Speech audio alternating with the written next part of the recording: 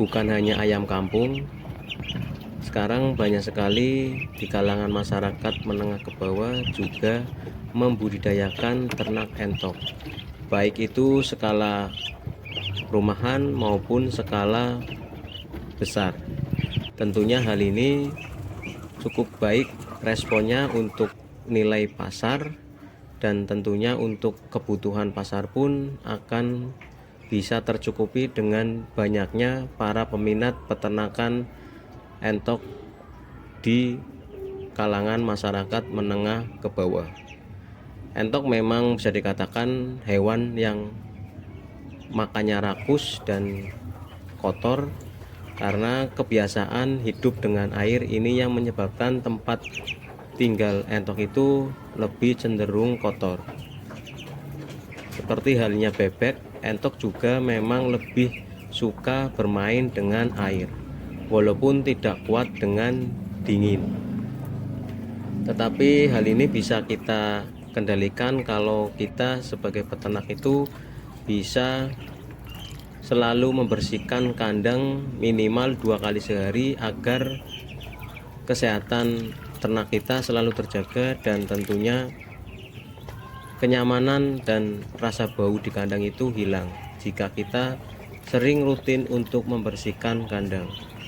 Jadi dalam peternak pun kita harus memikirkan banyak segi yang harus dikerjakan, bukan hanya dari segi pemasaran ataupun pembesaran, tapi segi kenyamanan dan tingkat bau pun menjadi hal yang perlu kita perhatikan dan tentunya perlu kita kerjakan, agar hal ini tidak menjadi bumerang atau menjadi omongan kita sebagai peternak yang nantinya akan menghambat proses kita dalam berwirausaha. Kalau dibilang untung, ya tentunya suatu hal yang kita kerjakan pasti akan menghasilkan keuntungan. Keuntungan itu tidak hanya berdasarkan dengan materi atau uang, tentunya banyak sekali keuntungan yang kita peroleh dalam dunia peternakan. Walaupun pada intinya suatu usaha ya pasti ujungnya yaitu keuntungan yang berdasarkan dengan uang. Tetapi hal ini bisa menjadi penghalang kalau kita selalu mendasari suatu usaha dengan uang, karena jika kita berorientasi dengan keuntungan, pastinya kita akan takut untuk melangkah jika dalam berwirausaha itu akan mengalami kegagalan. Pada poinnya, apapun bentuk wirausahanya, apapun bentuk usahanya, lakukan, cermati, hafalkan, dan kerjakan apa yang perlu kita kerjakan dan perbaiki apa yang perlu kita perbaiki.